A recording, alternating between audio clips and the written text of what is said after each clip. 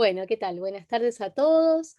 Estamos acá en esta tarde para dar comienzo a entornos digitales y tecnologías. En esta comisión tenemos 10 ponencias en esta comisión. Y en el orden en el que está establecido, eh, daría comienzo Jorgelina Nadal, ¿sí? Que yo la vi por ahí conectada. Jorgelina, ahí estás. Hola, ¿qué tal? Ahí estás con tu cámara. ¿Cómo estás? ¿Bien?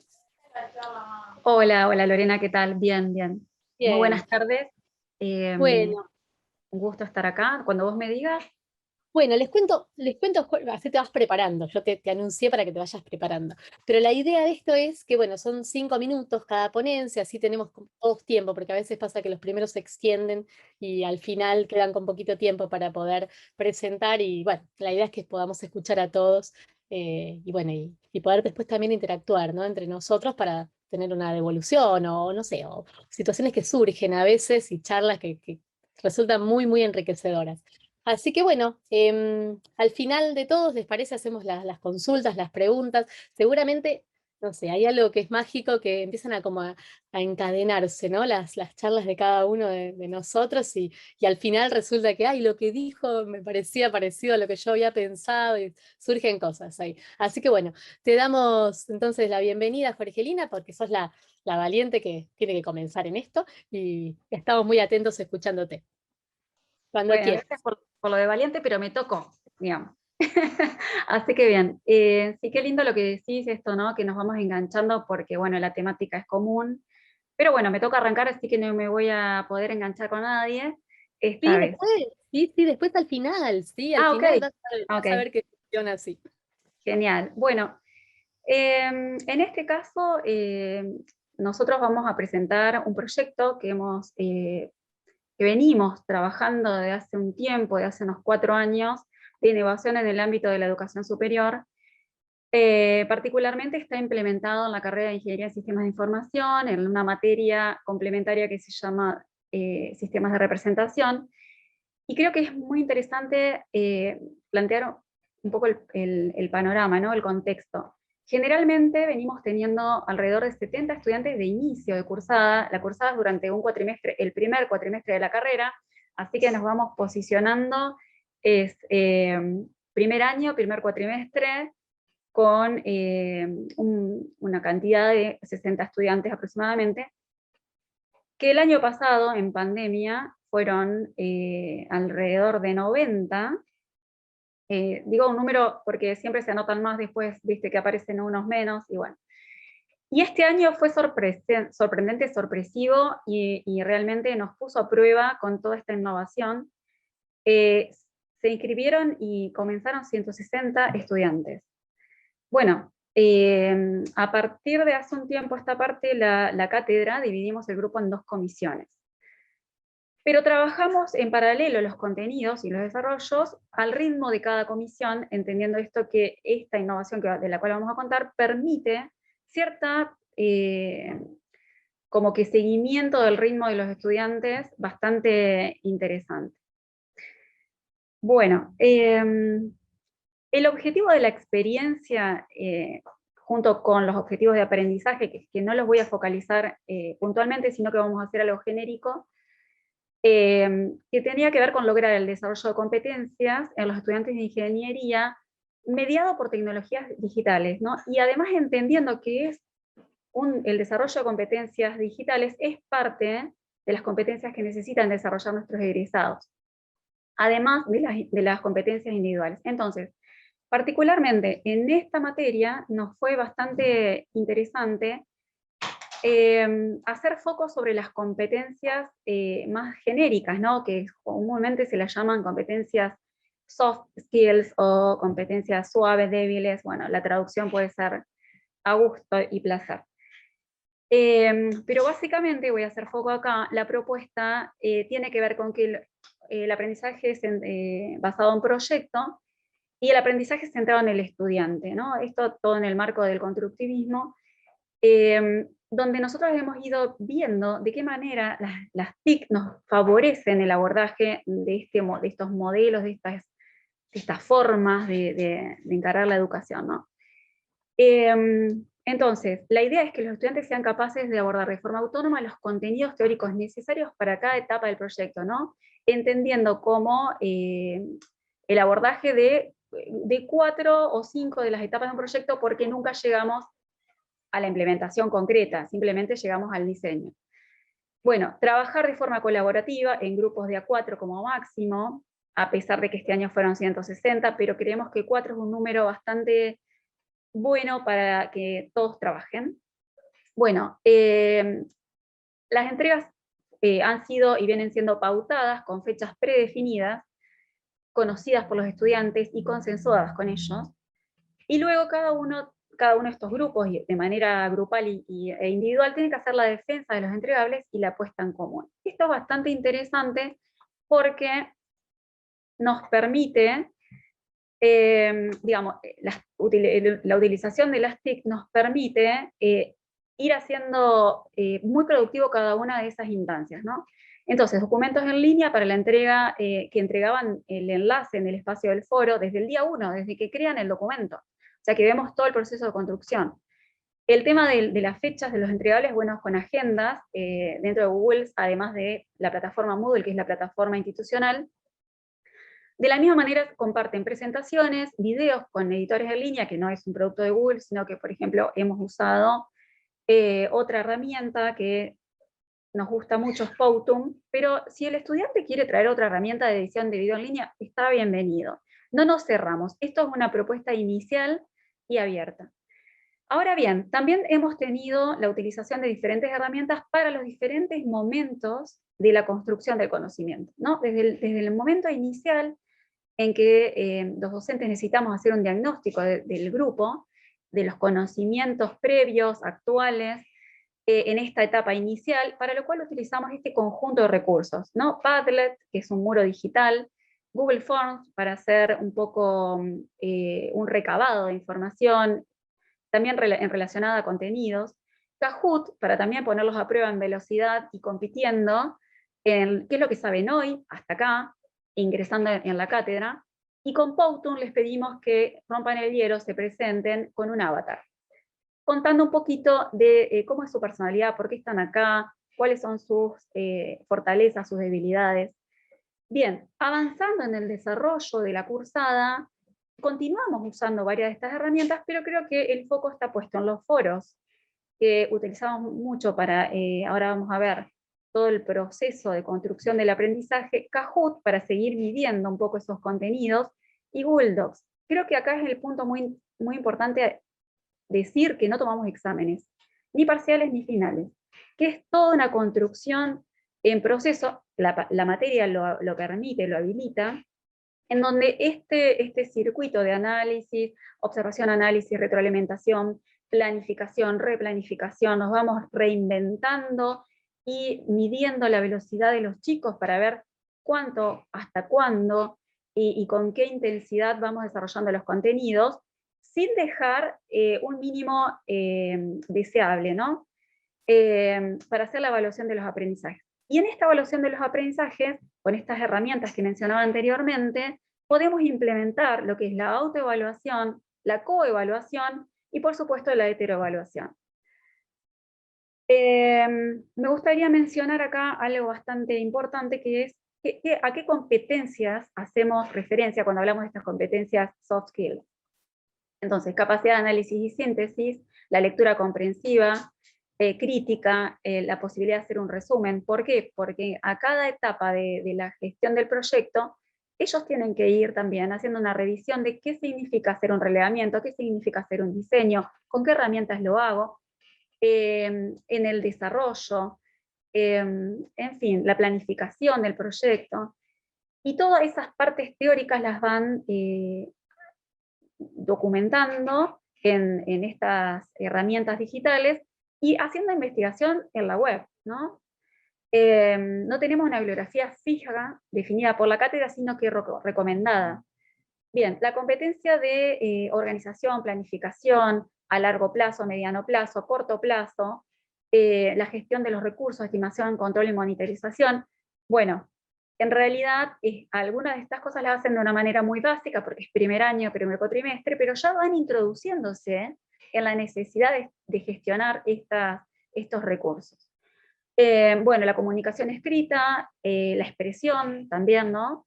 La comunicación oral, que dice acá la competencia genérica 3. Esto cuesta mucho en esta instancia, pero la desarrollamos de manera recursiva. Y el uso de tecnologías de la información y la comunicación para la comunicación y la documentación de todos los trabajos. Acá hay una fotito de un señor que quizás muchos conozcan, que es Sergio Tobón. Él es uno de nuestros referentes en el marco teórico para el desarrollo de esta propuesta, considerando que él y su grupo han desarrollado la teoría socioformativa, que reemplaza de alguna manera, o complementa, o mejora ¿cómo es que? Perdón. Bueno, se me fue de la cabeza ahora lo que iba a decir, pero después cuando me acuerdo lo vuelvo a mencionar. Jorgelina, mirá que ya pasamos los 5 minutos. Bueno, y cierro acá.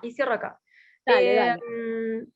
Lo interesante de esto es que llegamos a una finalización de la materia de cuatrimestre con un 80% de estudiantes aprobados por promoción, un 20% que queda en estado regular o que deja de cursar por diferentes razones, lo cual se ocupa otra área de la facultad. Bueno, muchísimas gracias y perdón, no sé por cuántos minutos me pasé. No, no hay problema, aparte era interesante lo que estabas contando. Lo que no escuché, o no sé si lo llegaste a decir, es en qué facultad estás. No lo dije. Es UTN Regional Concepción del Uruguay. Mira, bueno, bienvenida En entonces. Entre Ríos. Bueno, Claro, muchas gracias. sí, muchas gracias, muchas gracias. Bueno, cedo la palabra. Ay, sí.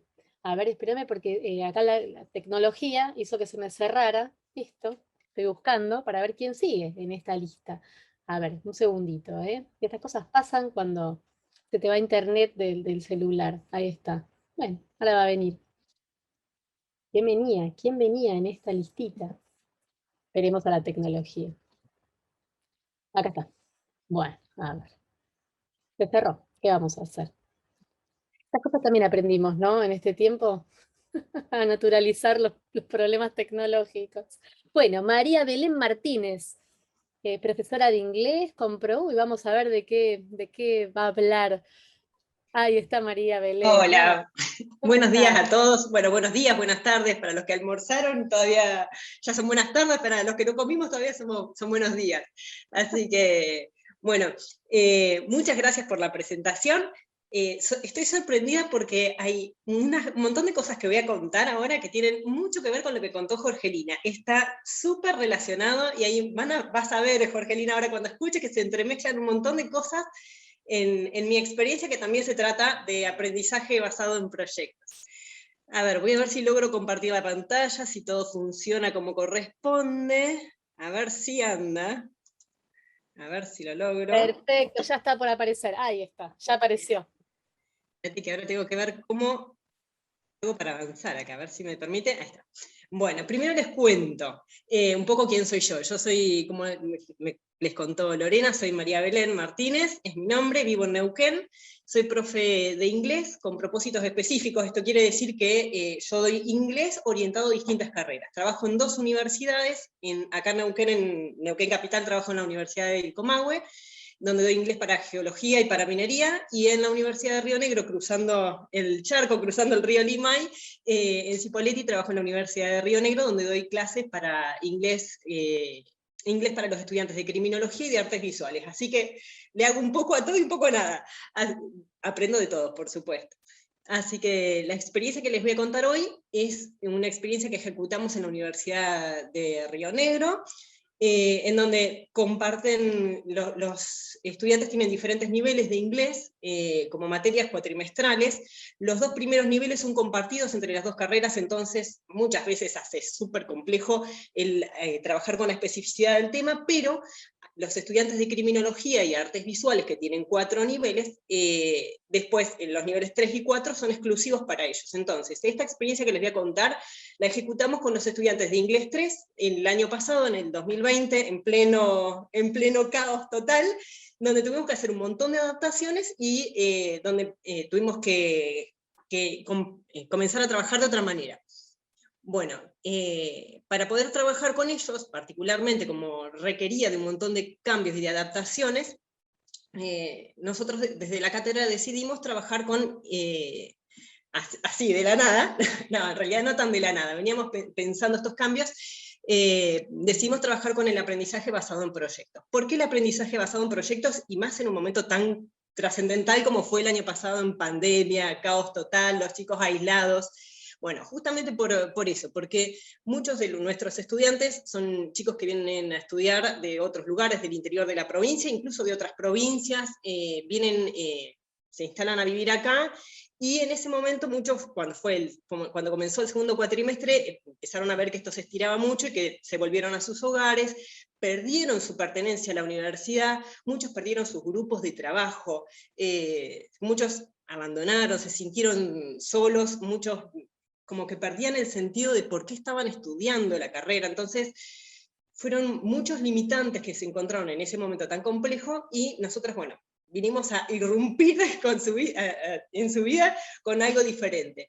Les propusimos trabajar con este aprendizaje basado en proyectos porque, bueno, según Arregui y Mañá, que son dos autoras referentes en este tema, ellas sugieren que el aprendizaje basado en proyectos genera muchas experiencias de aprendizaje significativo, y que, al igual que en un viaje, los invita a los estudiantes a explorar, a conocer, a comprender el mundo real. Y esto es lo que nosotros les propusimos a los estudiantes. Bueno, involucrarse, meterse, subirse a un auto con nosotras, a viajar con nosotras en este proyecto, como para que puedan conocer el mundo desde un lugar diferente, reconectarse con sus compañeros y revincularse con la carrera desde un lugar diferente. Para nosotras, desde nuestra materia, recuerden que damos inglés, así que no es la materia trascendental para los estudiantes, fue todo un desafío, pero por suerte tuvimos muy buenos resultados. Teníamos muchas cosas que podían salir mal, pero por suerte muchas salieron bien. Bueno, en este viaje al que los invito a subirse al auto, prepararse unos mates y venir conmigo, les cuento de qué se trata. Bueno, básicamente es un viaje que constaba de 5 etapas, en donde primero presentábamos un tema, investigábamos un tema, luego hacíamos una lluvia de ideas, luego los estudiantes tenían una lluvia de ideas para resolver algunos problemas, ahora vamos a ver de qué se trataban, luego ellos planificaban cuáles eran los pasos a seguir, luego tenían que implementar estas ideas. Recuerden que estábamos en aislamiento, no podían salir de sus casas muchos estudiantes, y por último evaluaban a ver a dónde habían llegado y cómo había resultado este proceso. Entonces, era todo un proceso bastante complejo en ese contexto. ¿Cómo surge la propuesta? Bueno, acá van a ver una tapa de un libro. En realidad es una historia que creamos nosotros, y les propusimos a los estudiantes como punto de partida trabajar con una historia. ¿Por qué una historia? Bueno, basamos nuestras ideas en, no sé si han escuchado nombrar al storytelling, que es bastante conocido, se usa mucho en marketing, en publicidad. Nosotros lo adaptamos con un uso educativo. ¿Por qué? Porque el storytelling es el arte de contar historias. Y las historias lo que hacen es como emocionar, nos conectan a nosotros con las cosas desde un punto de vista más emotivo, ¿sí? Nos emociona. Y esto era lo que buscaba esta historia propiamente dicha. Este personaje que ustedes ven acá, que se llamaba Miguel, una historia inventada por nosotros, es un personaje que cuenta la historia de un muchacho que por diferentes razones vive en la calle, y estas situaciones tan trágicas que pasó por toda su vida, lo llevan a cometer diferentes delitos. Entonces, lo que nosotros hacemos es movilizar a los estudiantes de algún modo, como para que ellos puedan involucrarse de algún modo. De esta historia que surge, que es muy terrible, surgen historias de abuso, de violencia familiar, de bullying y demás, temas que trabajan mucho los estudiantes de criminología. Los chicos se agrupan en diferentes grupos de acuerdo a sus intereses, y empiezan a investigar estos temas. Entonces, la primera propuesta o la primera etapa, como les había dicho, que era la presentación del tema, en donde ellos empiezan a enfocarse en el tema que eligen, por ejemplo, si eligen bullying, o eligen grooming, o eligen, no sé, abuso sexual, o diferentes delitos, y empiezan a investigar sobre el tema. Nosotros les proponemos que busquen información sobre el tema. Para eso les enseñamos algunas herramientas para hacer una lectura crítica de información en inglés, que puedan analizar cuáles son los sitios confiables, cómo analizar las fuentes de información y demás, les proponemos y les hacemos preguntas de pensamiento crítico para que ellos puedan pensar un poco más allá de lo que les dice el texto, no solamente leer y cortar y pegar información, sino que también puedan analizar, bueno, qué hay detrás de lo que dice el texto, qué es lo que no nos está diciendo, qué es lo que no encontramos en internet y por qué será, quiénes están involucrados en este tema, qué pasa, por qué no, y abordarlo desde la mayor cantidad de perspectivas posibles.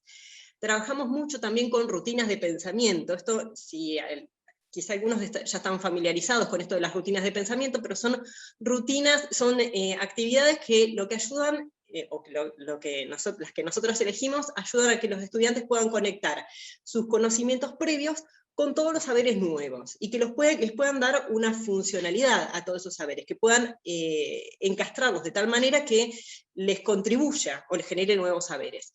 Esto a la vez les pedíamos a los estudiantes que lo tradujeran en mapas conceptuales que eventualmente iban pegando en un documento compartido, que a su vez a nosotras nos servía como un espacio de evaluación formativa. ¿Por qué? Porque este documento de Google, un documento común y corriente, nos permitía a nosotros ir viendo el avance de los estudiantes, haciéndoles devoluciones, dándoles feedback constantemente, entonces nos permitía ver cómo iban trabajando.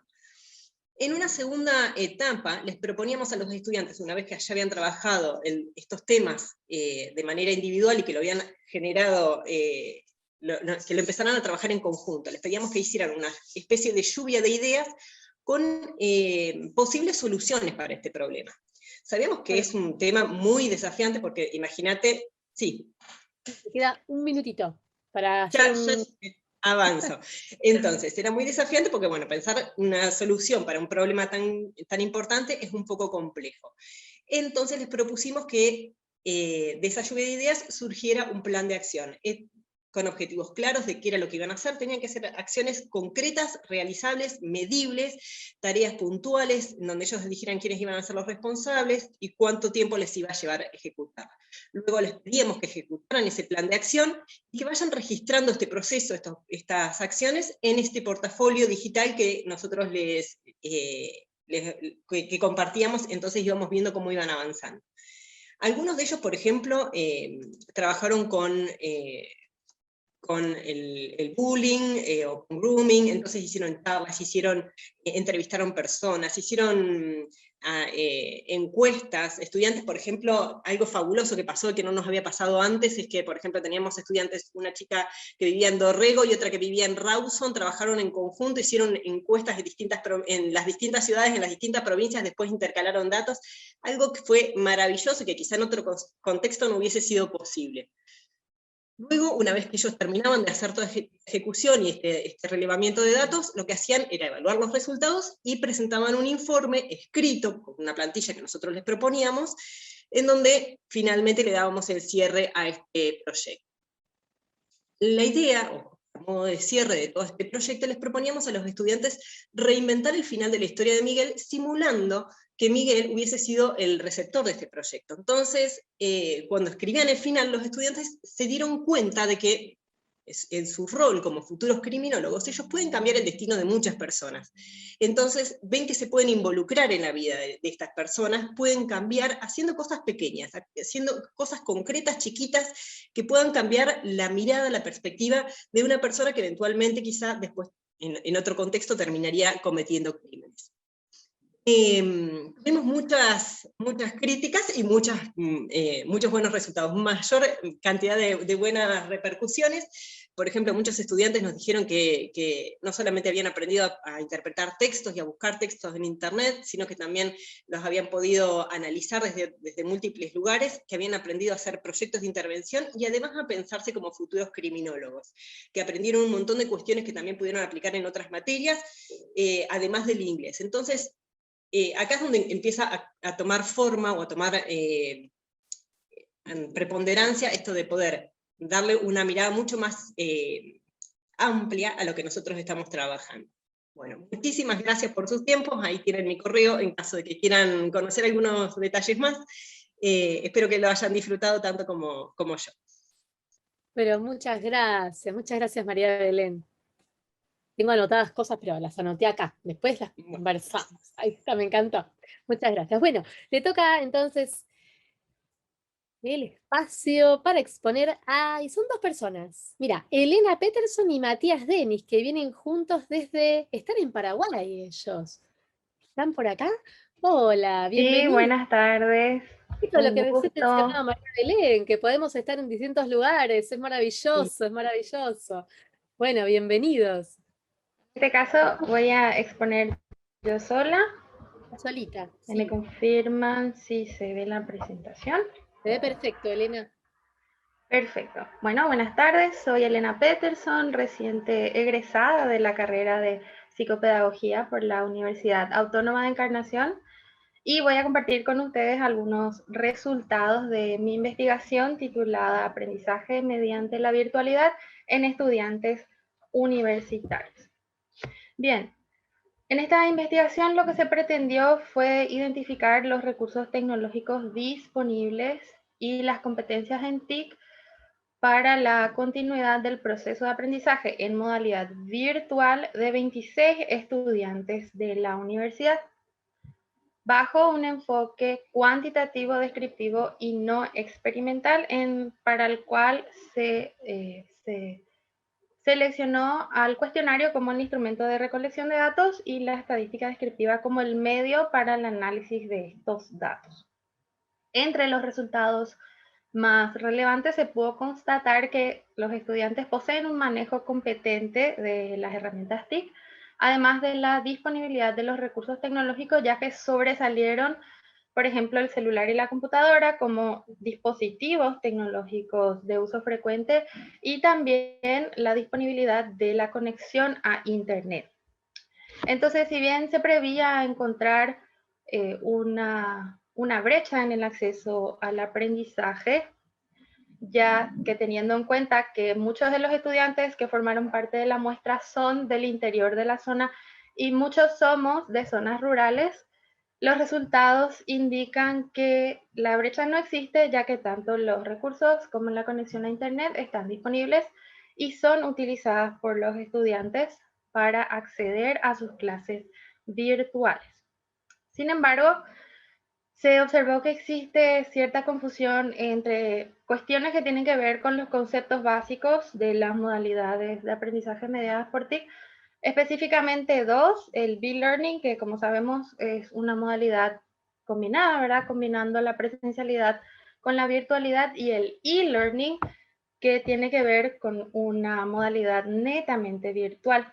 Y también confusión entre sincrónico y asincrónico, teniendo en cuenta que las herramientas de comunicación sincrónica y asincrónica forman parte de los recursos TIC para el trabajo colaborativo, y venían mencionando ya el trabajo colaborativo, así que hablando todo, este es un aspecto que en este caso se debe potenciar, ya que por más de que se usen los recursos para el trabajo colaborativo, los resultados denotaban que los estudiantes desconocen las potencialidades que estos recursos, por ejemplo, el foro de consultas, tienen para el aprendizaje y para la construcción de aprendizaje entre estudiantes. Si bien se utilizaba el foro de consultas, por ejemplo, se utilizaba por obligación o para la entrega de actividades académicas, y no para construir, no para intercambiar información entre compañeros. Entonces, si bien el manejo competente de las herramientas TIC es necesario y súper útil en cualquier modalidad, no solamente en las modalidades virtuales o las modalidades combinadas, sino también en la presencialidad, que de a poco estamos volviendo a la presencialidad, el trabajo colaborativo es ese aspecto, como ya mencioné anteriormente, que debe ser mejorado, ya que la idea es que el estudiante pueda, a través de las TIC, construir su aprendizaje y utilizar los recursos, no solamente para el trabajo colaborativo, pero todos los recursos TIC, con el fin de sacar provecho de esas herramientas y, como ya dije anteriormente, construir el aprendizaje. Bueno, eso es todo, cortito, conciso.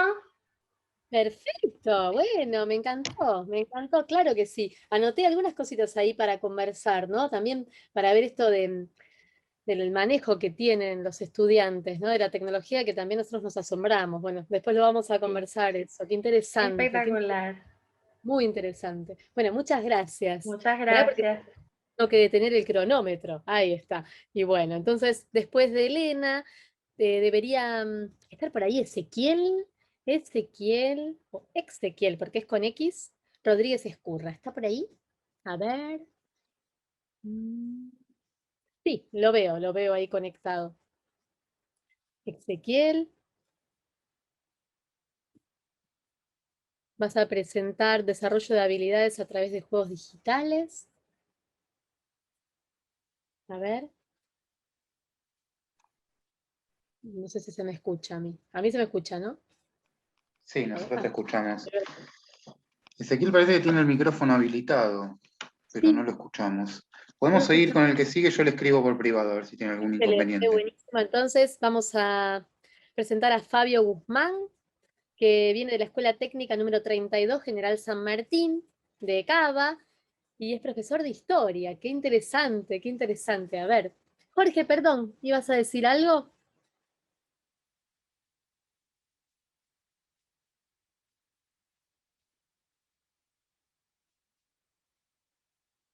Bueno, no. Entonces, Fabio, ¿estás por ahí? Hola, buenas tardes. Sí, no voy a Buenas usar cámara porque tengo una conexión débil, así que No hay problema. ¿se escucha bastante bien o no? Escucha muy bien. Sí. Perfecto, bien. Mi ponencia es acerca de cómo la ecología de aprendizajes puede influir en mejorar los procesos educativos en la asignatura de historia en el nivel secundario. Para comenzar esta ponencia voy a hablar acerca de lo que entendemos como ecosistema. Sabemos que el ecosistema es una palabra de origen vinculado con la biología y se interpreta como una comunidad de seres vivos que intercambian energía y materia entre sí. Pero cuando aplicamos este concepto en procesos educativos, lo tenemos que plantear como procesos, nodos que promueven colaboración entre el profesor, el estudiante y el medio donde se vincula esa escuela. Por lo cual, en este contexto, es primordial que exista una simbiosis entre lo presencial y lo virtual. Este concepto de ecosistema de aprendizaje es un concepto multidimensional que incorpora una visión holística para integrar componentes tanto de conocimiento, humanos y físicos, para poder llevar a cabo vinculaciones para lograr el aprendizaje significativo.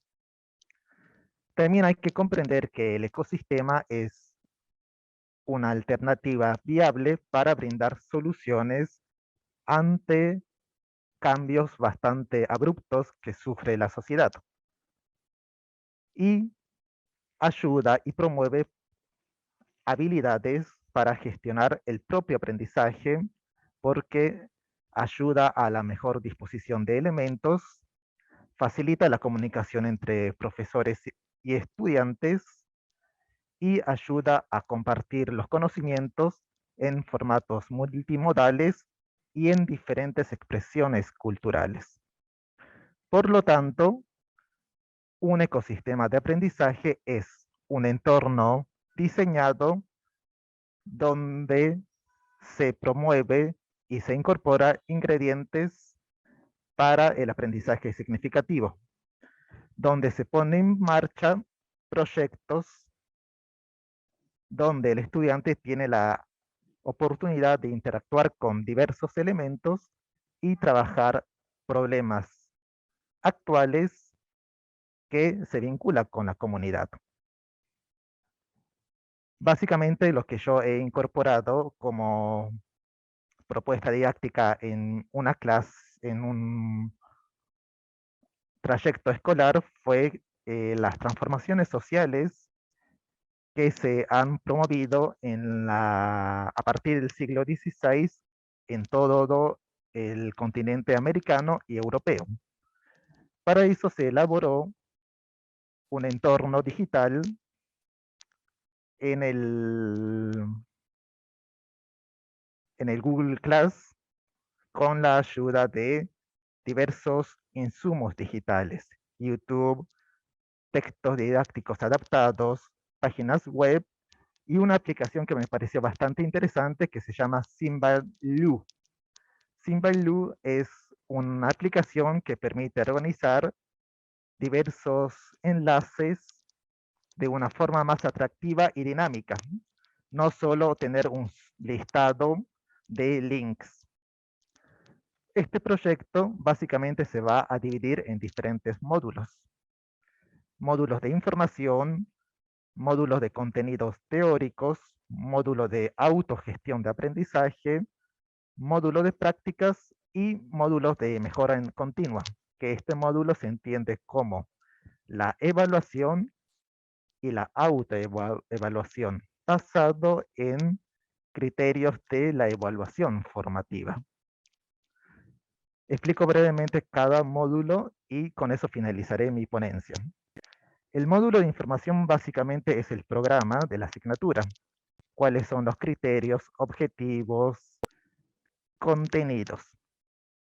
El módulo teórico es la incorporación de cuestiones didáctico-digital para que los estudiantes tengan acceso a esto. Videos, textos adaptados, páginas web adaptados para estudiantes de secundario.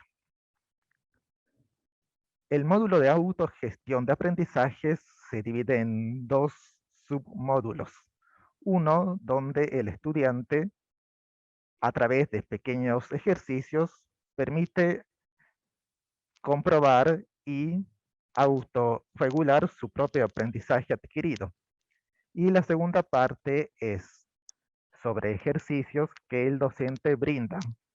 Estos ejercicios son básicamente de producción de conocimientos, fomento de habilidades blandas y alfabetización digital. Luego está el módulo de prácticas, que en el módulo de prácticas se plantea un trabajo grupal, donde los estudiantes vinculan el conocimiento histórico escolar con problemáticas ya sea actuales o pasadas. Aparte, también se promueve el vínculo entre el pasado y el presente.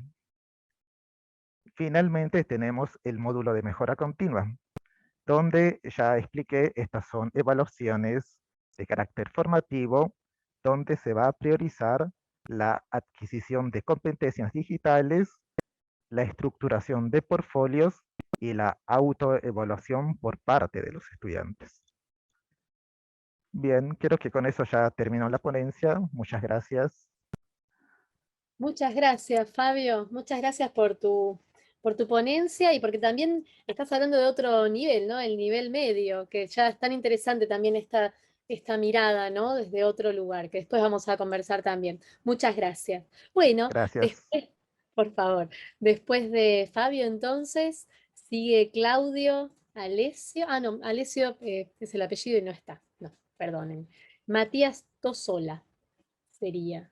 Está... Ah, está, yo te había ¿Qué visto, tal? Matías. Ahí estás, ¿Cómo ¿qué están? tal? Bienvenido. Buenas tardes a todos. Bueno, mi nombre es Matías, yo soy profesor de conjunto instrumental o orquesta de cámara, como le decimos también, de guitarra en distintos niveles, principalmente trabajo en escuelas de música del gobierno de la ciudad, es un programa muy lindo, hay 12 escuelas de música en el gobierno de la ciudad que son públicas y que están homologadas con el Conservatorio de la Ciudad de Buenos Aires, es decir que los estudiantes una vez que terminan, comienzan el tercer año del conservatorio. Además doy clases en el conservatorio, pero la ponencia yo la voy a centrar en el trabajo que hicimos en las escuelas de música, principalmente porque los mayores desafíos, me parece, de la enseñanza musical a distancia han sido con los estudiantes principiantes e intermedios, pero por sobre todo con los principiantes, especialmente aquellos de más corta edad. En las escuelas de música la población empiezan desde muy chiquititos, que tienen 2 años de iniciación musical, que yo no trabajo particularmente con los más pequeños, pero luego una vez que acceden a instrumento, pueden empezar ya desde los 7 años inclusive, entonces ocurre que hay poblaciones de 7 años hasta 20 o 21 inclusive, tengo un alumno de conjunto instrumental. Entonces, voy a centrar un poco, les voy a contar algunas experiencias y estrategias que fuimos diseñando el año pasado y este año, tanto para la enseñanza individual como para la enseñanza grupal, porque en música eso cambia muchísimo. Entonces, puedo compartir pantalla, ¿no? Sí. En el caso de los estudiantes individuales, con los más chiquititos, la complejidad es que la música es una materia abstracta, ¿sí? O sea, es muy complicado poder visualizar algo que en realidad no se ve, que simplemente se escucha. Entonces, comenzar a, a aprender un instrumento musical y aprender una disciplina cuya materia se nos escapa muchas veces de lo visual, resulta harto complejo. Y una de las principales dificultades de pronto en el instrumento, tanto en el piano como en la guitarra, yo lo voy a centrar acá, estoy compartiendo una tablatura que preparé, en la guitarra es justamente el tema de la escritura, cómo poder transmitir un tipo de contenido cuando además la lectura, la lectocomprensión musical es bastante compleja. Entonces yo lo que diseñé es un método que en realidad no lo creé yo, lo están viendo ahora en la pantalla en este momento, son 2 sistemas que ustedes pueden ver que hay 2 renglones de a pares. El de arriba de todo es el tipo de lectura tradicional musical, lo que se conoce como partitura. Tenemos 5 líneas donde están representadas las alturas. Y esto es una partitura muy sencilla, pero bueno, después podemos tener muchísima más información desde las dinámicas, desde los grupos de notas del registro del instrumento donde se va a tocar, muchísima más información. Lo que tenemos abajo, inmediatamente, que dice tab, en realidad es un sistema que lo que hace es representar las cuerdas de, en este caso, la guitarra, pero cada instrumento tiene como su propio sistema al respecto. Bueno, en la enseñanza tradicional musical este sistema no se utiliza, el sistema de tablatura, se utiliza solo el de partitura, y lo que un poco yo le propuse a otros colegas, tanto en el conservatorio como en las escuelas de música, es empezar a digitalizar el material que nosotros usamos para enseñar y poder acercarlo también a este método de tablatura, porque es visualmente mucho más aprehensible que el de la partitura para aquellos, insisto, alumnos, estudiantes que están recién comenzando, que no saben dónde tienen que colocar un dedo, ya sea en qué clavija en el clarinete o en qué traste en la guitarra o en qué tecla en el piano. Poder directamente encontrar un sistema de lectocomprensión que sea específico, que te diga exactamente dónde vos tenés que pulsar, nos pareció, y la verdad que ha funcionado muchísimo, ha funcionado muy bien, que si hubiéramos tenido que simplemente mantener la enseñanza tradicional a ese respecto, me parece, hubiera costado muchísimo más el trabajo. Es cierto que, por ejemplo, en este caso, la tablatura a nosotros nos dice mucha menos información de la cual nos brinda la partitura, pero por otro lado nos parece que es preferible sacrificar algo de esa información, transmitirla de otro modo, probablemente de forma verbal, oral, utilizando referencias auditivas, de las cuales voy a hablar ahora también, pero se vuelve mucho más cómodo y mucho más fácil, especialmente para aquellos estudiantes iniciantes. Otro problema que encontramos en la educación a distancia es el de, bueno, la conectividad a internet, que es un problema que tenemos todos, pero el problema que tenemos en música es que cuando hay una caída de información en la conexión, bueno, básicamente perdemos una parte entera del contenido de lo que estamos escuchando, y ni que hablar cuando muchas veces sucede, seguramente lo habrán experimentado, que a lo mejor se corta la conversación y luego se hace toda rápida, como que se frena y empieza a hablar y como que, bueno. Ese problema para nosotros es terrible porque no sabemos si la persona que está tocando enfrente nuestro se está acelerando o está haciendo cosas que no son las que deberían suceder. Entonces, empezamos a implementar algo que se usa a todos los niveles musicales, ya desde lo máximo avanzado hasta lo más principiante, que es el metrónomo. El metrónomo básicamente es, pero digo, el metrónomo lo usamos siempre, pero en este caso lo usamos con otra finalidad particular. El metrónomo básicamente, para los que no saben qué es un... Perdón, ¿me habían silenciado? ¿Puede ser? Ahí está. ¿Se me escucha? Yo te Sí, quería ok. avisar que te quedaba un minuto y en vez de tocar, se me fue el dedo y te toqué Ah, me silenciar. quedaba Mirá, un minuto. qué mal, justo hablando del sonido. Bueno, no, si me queda un minuto nada más, entonces voy a pasar a hablar simplemente de los grupales, que es tal vez el mayor desafío que hemos tenido con los estudiantes en las clases grupales, especialmente de orquesta, especialmente cuando los grupos son muy numerosos. Es imposible ensayar de forma virtual, no hay manera de hacerlo en ninguna parte del mundo con grupos numerosos por cuestiones de sincronía y de delay que existen en las conexiones. Entonces, lo que tuvimos que hacer es reconstruir de algún modo el objeto de estudio. Entonces empezamos a trabajar con grabaciones particulares individuales en pos de un proyecto común más grande. Ahora sí les voy a volver a compartir la pantalla. Y eso, bueno, nos permitió de pronto que las clases, bueno, acá les estoy compartiendo, por ejemplo, una sesión de Pro Tools que es simplemente la puesta en sincro de un montón de instrumentos diferentes. Y de pronto poder dar clases, hoy en día la producción musical con una computadora cualquiera puede producir música, y especialmente para aquellos alumnos, incluso principiantes, pero tal vez un poco más adolescentes, esto les resultó muy pero muy atractivo porque pueden ver de forma visual cómo se pone en sincronía un instrumento y luego cómo podemos hacer para mezclar eso, toda esa cantidad, esa sumatoria de instrumentos, cómo hacer para que unas cosas suenen de un lugar, de la derecha, otras a la izquierda, ver los volúmenes, ver cómo podemos retocar los sonidos para que muchos problemas que teníamos de ritmo, que los tenemos siempre cuando ensayamos de forma presencial, cuando los tenemos a la distancia en la virtualidad tenemos un gran problema, que si no tocan realmente, los estudiantes no están tocando realmente a pulso, se hace muy difícil después esta puesta en sincro. Entonces, utilizando algunos editores de video, perdón, de audio como este que yo les estoy mostrando ahora, podemos ver como un canal de arriba, que son unas líneas sinusoides clásicas, una información totalmente digital.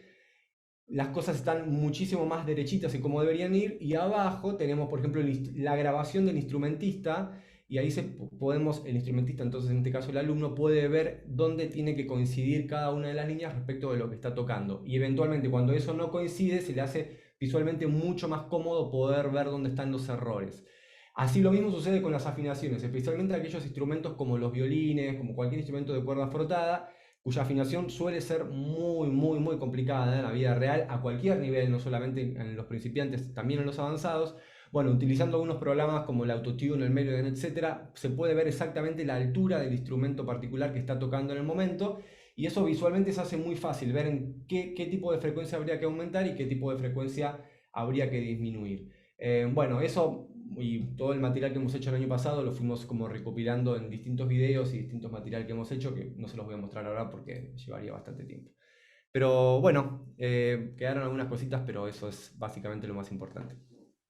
Bueno, igual es muy atractivo lo que contaste, ¿eh? Y aparte yo rescaté esto de la mirada hacia el otro, ¿no? También que tuvimos que tener los docentes, y en este caso particular tu experiencia, ¿no? De mirar qué estaba necesitando el otro. Así que, bueno, muchas gracias, Gracias, Matías. Lorena. Bueno, seguimos entonces con Sergio Magallanes, licenciado en Antropología. A ver, ¿qué viene a presentar entonces Sergio? ¿Querés presentarlo vos? Ahí está. No te escuchamos, Sergio. Tenés silenciado el micrófono. Sí, ahora sí. Hola, ¿cómo Ahora están? perfecto. Sí, bienvenido. Gracias. Bueno, como dijiste, mi nombre es Sergio Magallanes, yo soy docente e investigador de la Facultad de Ciencias Sociales de la Universidad Nacional del Centro de la provincia de Buenos Aires, y la universidad tiene, además de las diferentes sedes, en Azul, en Necochea y en Olavarría, el rectorado está en Tandil, tiene dos escuelas secundarias. ¿Sí? Estas dos escuelas secundarias se encuentran, una en la ciudad de Tandil y otra en la ciudad de Olavarría. La investigación que nosotros realizamos tiene que ver con el uso de las videoconferencias. En realidad hicimos un análisis mucho más grande, ¿no? Porque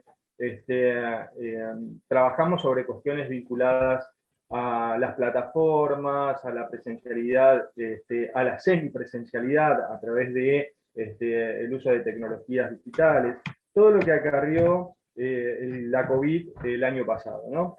Entonces, este trabajo que vamos a presentar ahora, o que voy a presentar ahora, puntualiza sobre el ciclo básico, o sea, primero, segundo y tercer año de las dos escuelas. Como para que ustedes tengan una idea, los docentes de la escuela Pérez Esquivel, que es la que se encuentra en Olavarría, tiene 80 docentes. La investigación se centró en los docentes, por eso voy a hacer hincapié en la cantidad de docentes. Y la escuela Ernesto Sábato, que se encuentra en la ciudad de Tandil, tiene 85 docentes. Nosotros hicimos un trabajo metodológico con una doble modalidad, por un lado con perspectivas bien cuantitativas, ¿sí? Utilizamos en este caso la técnica de encuesta, la modalidad fue autoadministrada a través de un formulario de Google Drive. La estructura de este formulario, bueno, tenía preguntas cerradas, preguntas de carácter dicotómico, politómico, de escalas, referidas, acá vamos a hacer referencia a las que estaban vinculadas al uso de las videocámaras, ¿sí? Y para que tengan una idea también de la cantidad de docentes que se sumaron por escuela en esta encuesta, son de la ENAPE, que es de la Escuela Nacional Adolfo Pérez Esquivel, el 85% de los docentes se sumaron a la encuesta. Esto tiene un equivalente numérico a 68 docentes. Por otro lado, de la ENES, de la Escuela Nacional Ernesto Sábato, se sumaron el 90% de los docentes. O sea, 76 docentes porque son 85 en total. Para lo cual teníamos un total de 144 docentes de las dos escuelas a los cuales se preguntaba de qué forma se habían adaptado al uso de las videoclases, que es así como nosotros las denominamos, las videoclases, a lo largo de todo este proceso que comienza obviamente con el ASCO, ¿no? Con esta situación pandémica. Nos interesaba saber si los docentes se habían podido adaptar bien, si su adaptación tenía que ver con conocimientos previos, si tenía que ver con una necesidad inmediata. Lo que sí pudimos notar en esta investigación es que evidentemente el COVID, y esto lo sabemos todo, ¿no? Impactó fuertemente en la ecología educativa. Generó modificaciones sustanciales tanto en las prácticas de los docentes como en el uso de las tecnologías digitales, las cuales cambiaron el modo de entender la escuela y desenvolverse en ella. Eso es fundamental, porque no solamente de entender la escuela como tal, como institución, sino cómo el docente y el estudiante se desenvuelve en la escuela. Evidentemente, el proceso de cambio en la educación giró a través del uso de las tecnologías, que ya se venía dando como proceso, pero que evidentemente surge como un proceso emergente y casi como una obligación por parte de la institución de instrumentar tecnologías digitales para continuar con el desarrollo de las clases. Entonces, en función de esta situación, nos pareció muy interesante comenzar a hacer un trabajo de investigación. Este trabajo de investigación nosotros lo comenzamos a hacer a mediados del primer cuatrimestre del año pasado, con el relevamiento de encuestas, y después hicimos, como dije, un doble trabajo, porque también trabajamos sobre entrevistas, es decir, sobre una perspectiva más de intervención dialéctica, ¿no? Entonces, incorporamos la técnica de entrevista, ¿sí? Particularmente la denominada focalizada. Hicimos 15 entrevistas tanto en la ENAPE como en la ENES, la Escuela Nacional Adolfo Pérez Esquivel y la Escuela Ernesto Sábato de Tandil, para lo cual teníamos 30 entrevistas. Imagínense que en relación a la cantidad de los docentes de cada una de las escuelas, es altamente representativa la muestra, y en ese caso tuvimos que hacer un trabajo muy intenso en cuanto al análisis de las entrevistas, que los entrevistados fueron elegidos en función de las respuestas que dieron en la encuesta. Es decir, la encuesta nos sirvió como un instrumento para elegir aquel informante clave, ¿no es cierto? Nosotros entendemos que la investigación a través de entrevista tiene que ver con la individualización o detectar cuál es nuestro informante clave en función de los objetivos de la investigación. Para lo cual hicimos 15 entrevistas de cada una de las escuelas. Esto nos generó una gran cantidad de material que tuvimos que sistematizar. Las entrevistas, como entendemos que también este trabajo de entrevistas a través de la virtualidad, porque todo fue realizado a través de la virtualidad, estábamos en plena pandemia.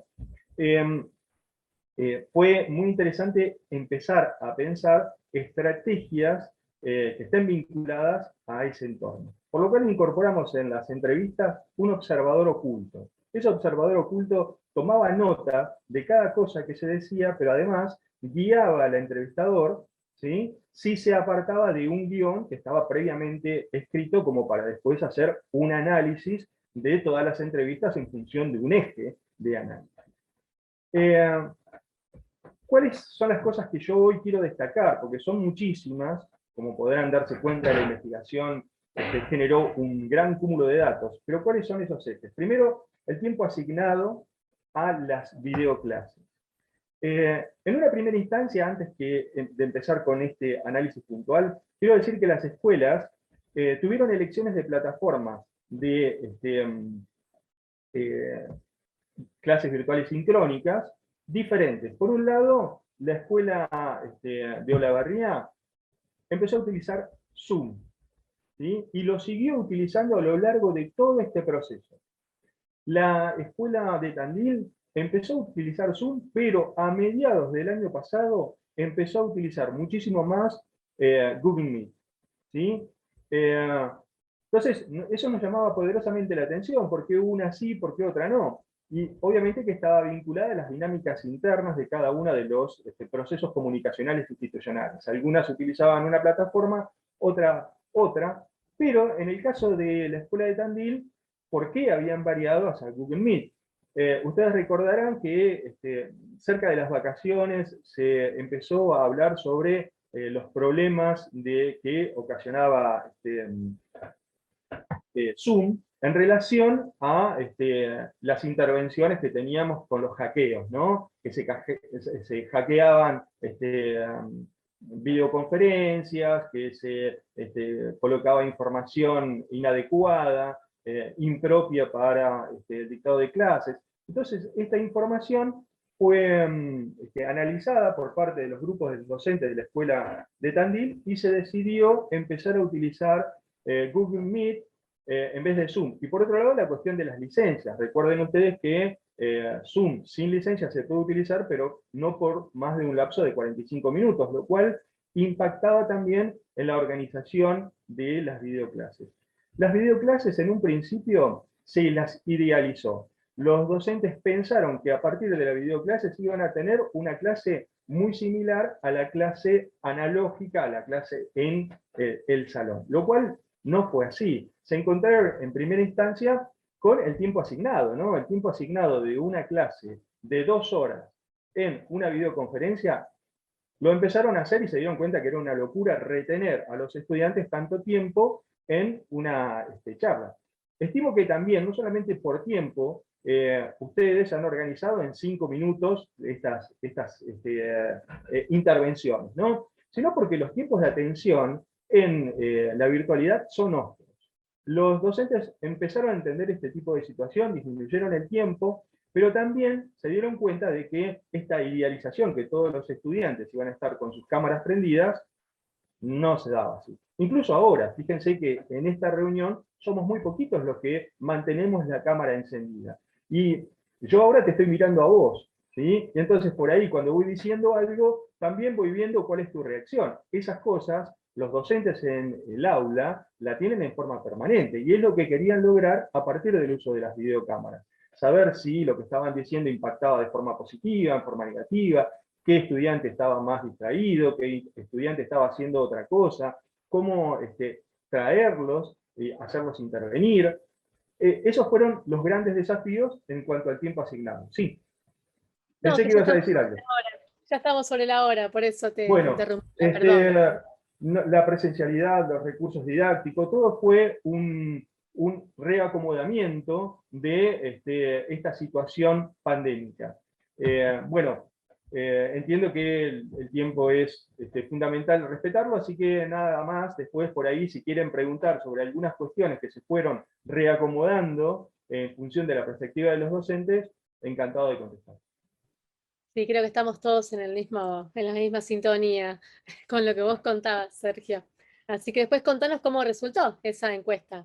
Sí, hay cuestiones muy interesantes de las entrevistas de docentes, ¿no? Que hablan de esto de clases espiritistas, ¿no? Donde tienen que preguntar a ver si está realmente lo que te pasaba a vos ahora cuando estabas consultando y te encontrabas con pantallas en negro, ¿no? Realmente muy interesante. Bueno, después lo vamos a seguir este tema. Gracias, por el tiempo, gracias. Bueno, y luego, miren, porque se me fue de la cabeza el nombre de nuestro compañero, que creo que es Eduardo, que está acá con su cámara encendida. Eduardo Díaz Buenas Madero. tardes. ¿Cómo Buenas les va? tardes, bienvenido. A los que almorzaron tienen suerte.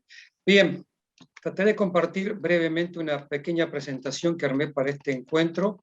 La temática que elegí, producto de la experiencia que tengo en los últimos años enseñando física, tiene que ver con esto de cómo incorporar las tecnologías en la enseñanza de las ciencias, y tomo este caso particular porque es el cual puedo hablar por experiencia propia.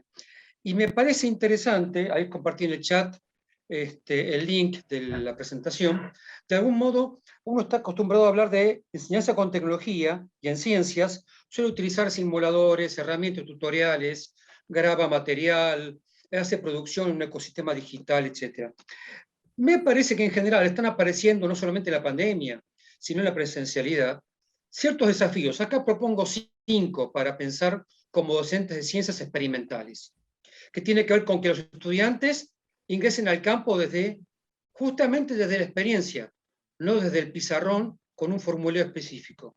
En el segundo planteo tiene que ver con esto de las tecnologías, que son seleccionadas a veces con criterios tipo, bueno, me sirven para explicar caída libre, pero ¿cuál es el criterio pedagógico o tecnopedagógico? Un punto a trabajar. El tercero, a veces los estudiantes ven los problemas como ejercicios de matemática.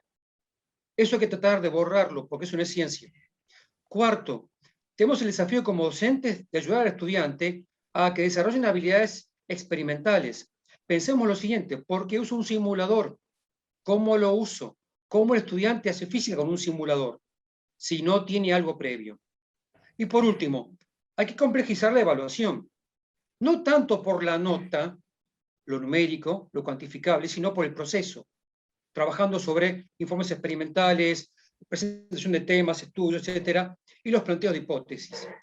Creo que esto tiene que ver con un marco referencial que hay que cambiar, hay que mejorar, hay que revisar, y que es una tarea de cada docente que enseña ciencias.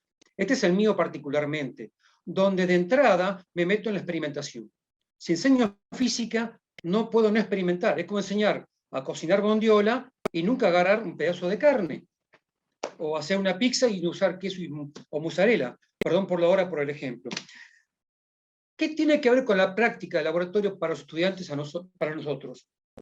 Cuando es presencial o cuando es virtual, debemos presentarles a ellos que estamos en un laboratorio, donde ellos hacen experiencias, donde, o sea, experimentan, donde son el actor principal, no escuchan lo que el docente hace, aunque puede ocurrir que una vez uno haga introducción en el tema, y donde hay recursos. Pero, profe, yo no tengo un kit en el laboratorio, no importa, recursos caseros. Si es presencial o virtual, después se resuelve, pero los recursos tienen que estar. No hace falta que hagamos experiencias de central nuclear, porque en ese caso conviene meternos directamente en los simuladores, que es ahí donde explicitamos, mostramos experiencias complejas para realizar en un colegio o en una universidad.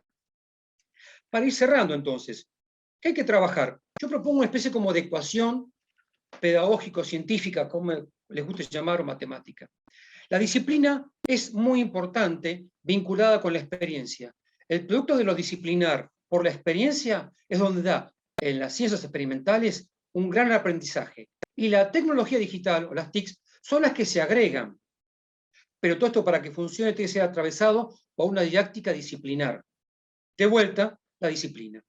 Esta ecuación me parece que tiene que ayudarnos a nosotros a pensar, como profesores de ciencias, justamente, ¿qué hacemos cuando hacemos enseñanza de las ciencias? Por lo tanto, volvemos a la pregunta inicial. ¿Incorporamos tecnologías para enseñar? Sí, perfecto. Pero cuando incorporo tecnologías digitales para enseñar, ejemplos, simuladores, tengo un problema.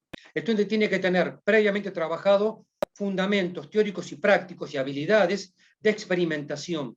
Si no lo tiene, el simulador se resume en hacer clic y clic y clic. Y el científico necesita pensar, hipotetizar, formular ideas y encontrar errores. De los errores se aprende mucho, y así son los científicos. Por lo tanto, cuando incorporemos TICs o cuando las integremos en la enseñanza de las ciencias experimentales a las tecnologías, ¿qué es recomendable?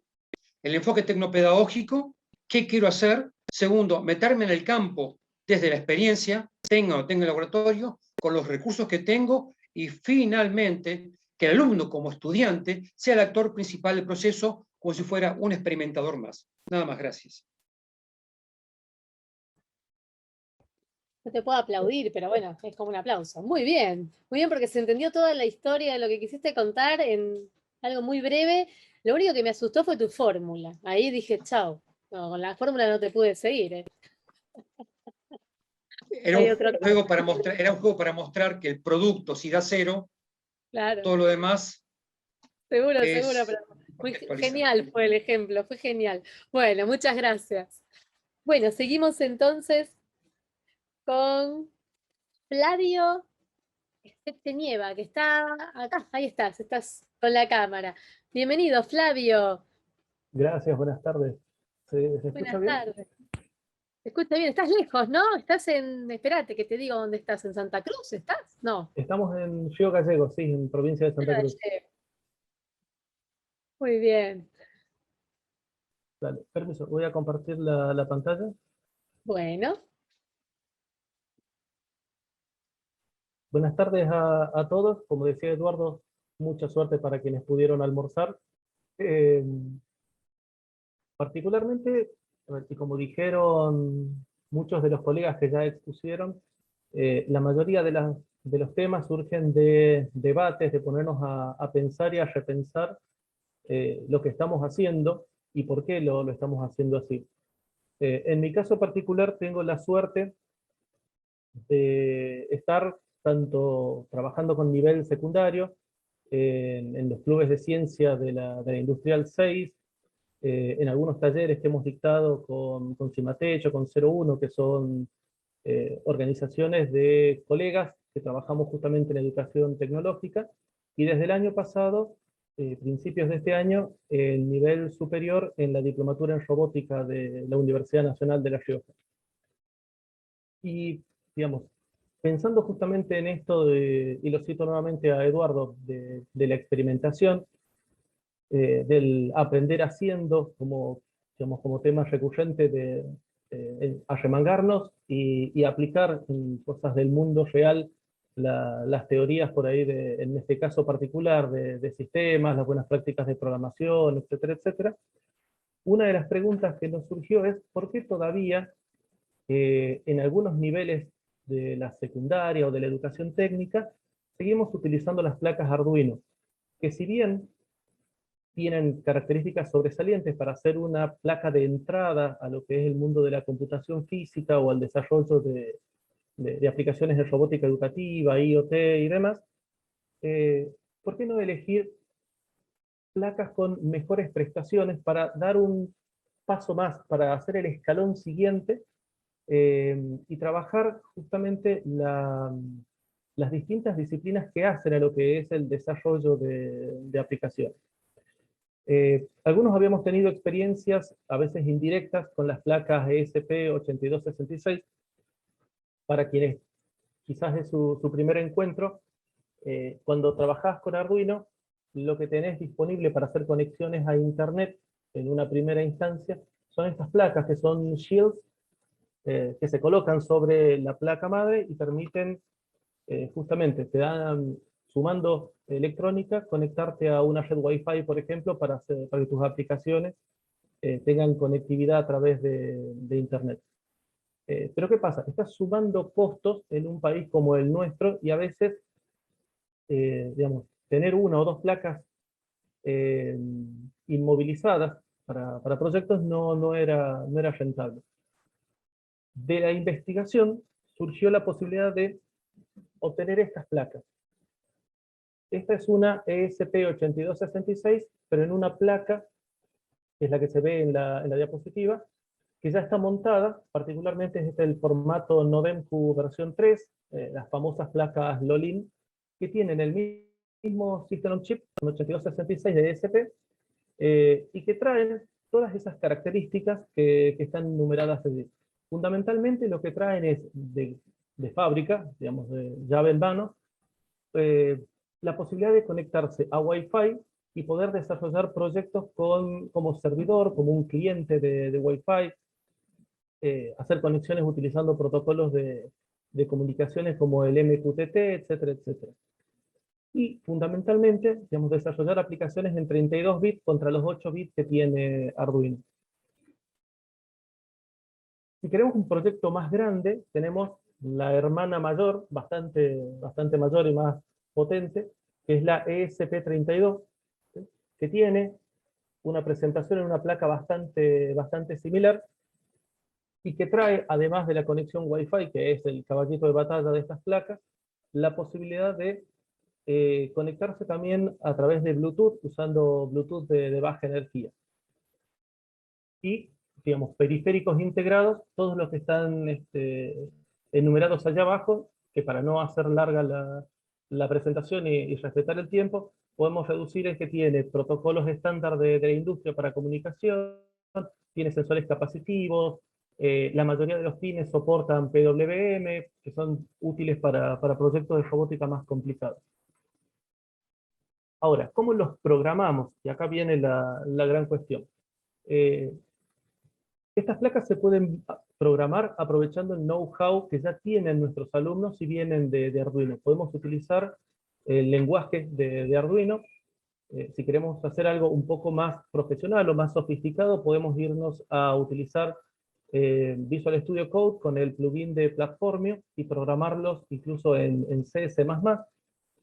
Quienes tengan un background de Python, está portado Python a una versión que se instala en los microprocesadores, de manera que tengamos un intérprete corriendo en la placa. Expressif, y acá hago la aclaración que hago en todas las presentaciones. Yo no tengo acciones en Expressif, Expressif no me paga para promocionar las placas, es simplemente Entusiasmo Maker el que nos lleva a hacerlas conocer. Expressif tiene desarrollado su propio kit, su propio framework para desarrollo de aplicaciones, y si trabajamos con jóvenes que no están acostumbrados al lenguaje de programación escrito, podemos utilizar bloques muy similares a lo que es Scratch, que viene a ser como el estándar de facto de la programación en bloques, que es Arduino Block, que es una aplicación multiplataforma porque está en la nube, que soporta justamente estas placas. Ahora bien, uno dice, la plata no es todo, pero está bueno tener una comparativa. Estos son los precios, hechos en una consulta así, a través del celular, de los valores ayer o anteayer que tenían las placas. Un Arduino Uno original, pensando en armar el laboratorio Maker, está en alrededor de 4.500 pesos. La alternativa, los chinos, que nos hacen renegar por ahí con los drivers para las conexiones, está en 1.650. Ni hablar de las megas, sean en original o en alternativo. Las placas que yo les acabo de mostrar, la 8266, por ejemplo, está en 625 pesos, con todos los chiches esos que fuimos mencionando, incluidos y listos para utilizar. La ESP32, la BROM, que también es esta que teníamos en la mano, está sin promo, sin nada, en 1.150 pesos, a partir de allí para arriba. Y como decíamos, si bien no es una placa de entrada, y esto fue uno de los temas que más conversamos, por ahí no es para llevar a nivel inicial, tampoco quizás a primaria, salvo que tenga algún tipo de perfil técnico la formación, los proyectos de estas placas son interesantes para hacer fundamentalmente robótica educativa, Internet de las cosas, al soportar los programas de Arduino con muy pocas modificaciones podemos migrar todos los proyectos. El año pasado, con la organización aquí en Santa Cruz de la competencia de robótica, tuvimos la posibilidad de utilizar una 8266 para comandar desde cualquier parte del mundo. Tuvimos participantes de Venezuela, Colombia, España, robots, usando MQTT para publicar y recibir los resultados. Se pueden enviar correos electrónicos, se puede comandar paneles solares, etcétera, etcétera.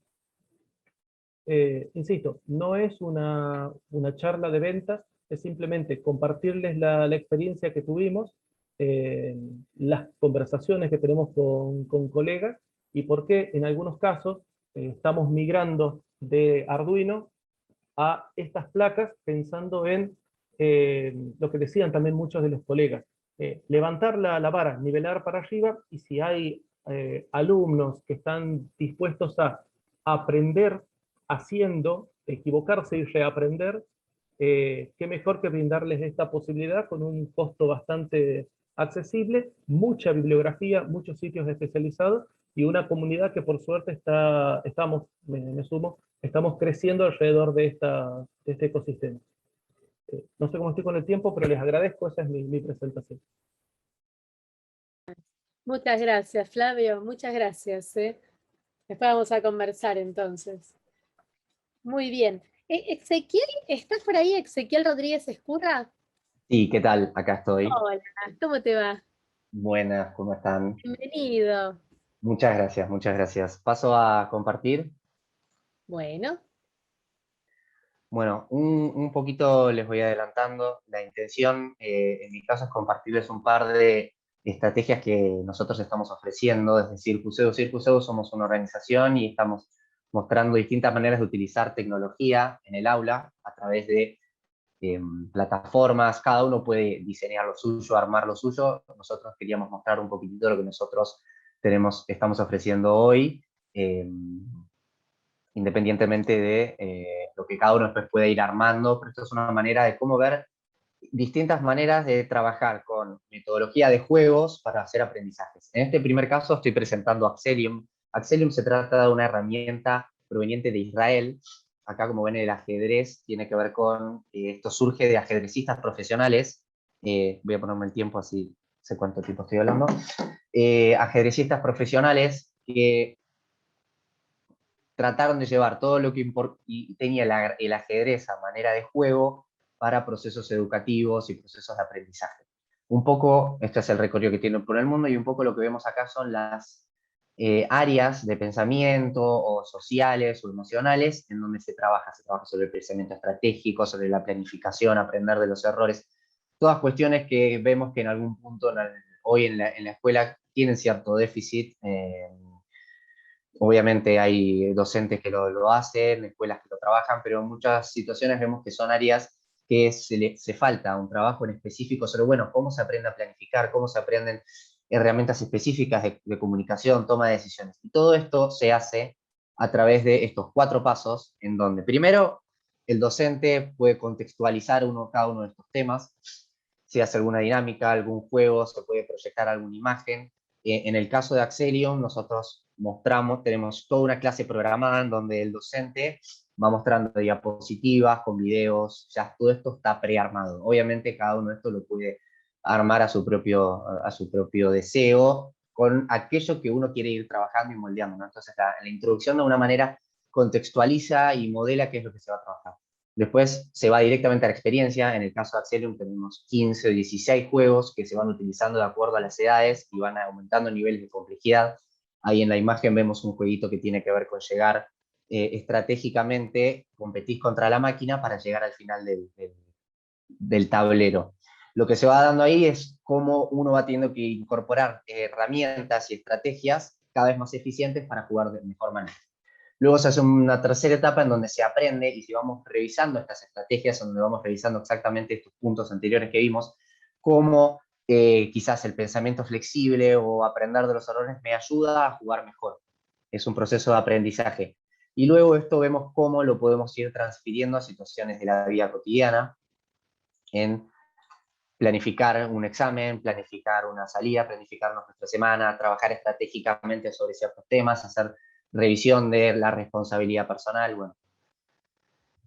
Y vemos cómo lo transferimos a la vida. Estos son algunos de los juegos. En el primer juego que mostramos a la izquierda, vemos cómo el chico tiene que salir. Son juegos conocidos, algunos, por eso hay algunos directamente que están en internet, que los pueden utilizar teniendo una planificación. Entonces decimos, bueno, por ejemplo, en este juego vamos viendo cómo cada paso requiere cierta planificación y pensar qué es lo que me está obstruyendo, cuáles son los núcleos del problema que me interfieren a la hora de llegar a un objetivo.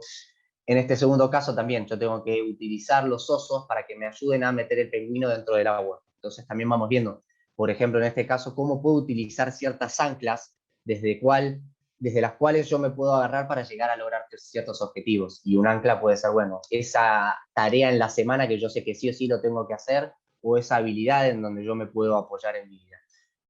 El tercer juego es el que les comentaba hace un ratito, es en donde yo tengo que, con uno de los personajes, llegar, y también ahí es donde me voy vinculando con otro, donde voy haciendo a veces, encerrándome a mí mis propios caminos para poder llegar al final y de alguna manera generarme los contextos para poder ir avanzando. Esto es un poquito de lo que tiene que ver con la metodología, cómo funcionó en distintos lugares del mundo. Lo que les quería mostrar acá es cómo a medida que vamos viendo que van avanzando las edades, vamos haciendo problemas más complejos. Axelium ya también largó ahora un pensamiento que tiene que ver con liderazgo, ya para los de 15 a 18 años, pero así vamos viendo cómo se va volviendo cada vez más complejo lo que se le va pidiendo a los chicos a nivel de los juegos y a nivel de desafío, obviamente, en lo que tiene que ver con la interacción en las clases. Bueno, un poquito la experiencia en Argentina quería mostrarles. Esto es como nosotros visitamos escuelas de San Pablo, que esto ya lo están utilizando, y en Argentina empezamos a participar en algunos colegios, y también hemos tenido participación en colegios del Estado, y hoy vamos a arrancar con con 21 colegios de Capital Federal, seguramente el año que viene, así que esto puede que hasta salgan en los noticieros o se enteren, porque es un emprendimiento grande del gobierno de la ciudad de Buenos Aires. No sé si me va a dar tiempo para mostrarles unos videitos. Quería mostrarles también otra de las herramientas que nosotros estamos acercando, que esto también hay muchísimas en internet, aparte de esto que nosotros estamos mostrando, que en este caso se trata de una herramienta inglesa que se llama Mangahai, quizás la conocen. Hay otra también muy conocida que se llama Matific, que de alguna manera son soportes para acompañar el proceso de aprendizaje activo en el área de matemáticas en este caso. Y básicamente se trata de que los chicos juegan juegos de matemática y se acompaña al docente para que los chicos puedan ejercitar de manera lúdica, más divertida, todos los ejercicios que el docente quizás va trayendo en clase. Y lo que tiene este beneficio es que trae un aprendizaje activo en el que los chicos juegan, y obviamente desde la motivación de lo que implica un juego y un desafío de ir, se utiliza el término de Game-Based Learning y Gamification, en donde cada alumno va teniendo su propio camino de ruta, de objetivos, lo va avanzando y van ganando objetivos, van ganando medallas, y eso va haciendo que se estimule el aprendizaje. Uno de los creadores de este juego es el creador del Candy Crush, con un experto en matemática, unieron, digamos, fuerzas y fueron generando este tipo de herramientas. Los juegos, no sé si tampoco voy a llegar a mostrarles mucho, pero son juegos muy divertidos, muy fáciles, tanto los de Axelium como los de Mangahai. La idea es que no sean muy invasivos, muy con pop-ups, que eso quizás, bueno, juegos que pueden conseguir ustedes gratis por internet. Si los tienen, hay de todo tipo, hay juegos de estrategia, juegos lúdicos de matemática, o hasta juegos de ciencias, en donde un compañero compartió el aprendizaje de ciencias. Bueno, están estos simuladores en donde se puede ir ejercitando sobre ciencia. Me quedan unos segunditos. Lo último... Acá no estás pasando las pantallitas, por lo menos a mí me quedó como bloqueada ahí. Estoy viendo todavía las escuelas. Ah, ok, discúlpame porque estoy compartiendo. No sé, capaz que soy yo. No sé si Sí, alguien más. no, tenés razón, estaba compartiendo. Ahí confírmenme si cambia la pantalla. Cambió. Bien, esto es lo que le mostraba un poquito de Mangahai, que es Me esta parecía que estabas herramienta. hablando de cosas que no veíamos, entonces Sí, digo, discúlpame, quedé compartiendo la otra pantalla. Bueno, terminaba diciendo que esta es la herramienta de Mangahai. De hecho, ahora estamos haciendo una competencia internacional con todos colegios de Latinoamérica, en donde van a tener una semana de juegos y van a tener premios los docentes. La idea en realidad es más un acercamiento para que los docentes puedan experimentar y los chicos puedan experimentar estos juegos que son de acompañamiento. Acá es donde les estaba mostrando el creador de Candy Crush, que es Toby Rowland, con Marcus Dusatoy, que es un experto en matemáticas, que ha tenido charlas TED, y ellos unieron fuerzas, como decía, para generar todo este tipo de juegos que acaban sumando. Esto es una imagen de cómo serían los juegos. Son juegos bastante fáciles, pero insisto, esto lo pueden hacer con otros juegos que aparecen en internet y hay muchas veces. Y otra parte que tienen son los Prodigy, que son más como quizzes y preguntas de multiple choice, que van teniendo un algoritmo en donde el alumno, a medida que va avanzando, se va aumentando la complejidad, y a medida que va teniendo quizás errores, le van volviendo a reforzar ese ejercicio con consejos, le van poniendo advertencias, le van haciendo recordatorios, recordá que cuando sumamos o cuando multiplicamos lo que estamos buscando es, y le van ayudando.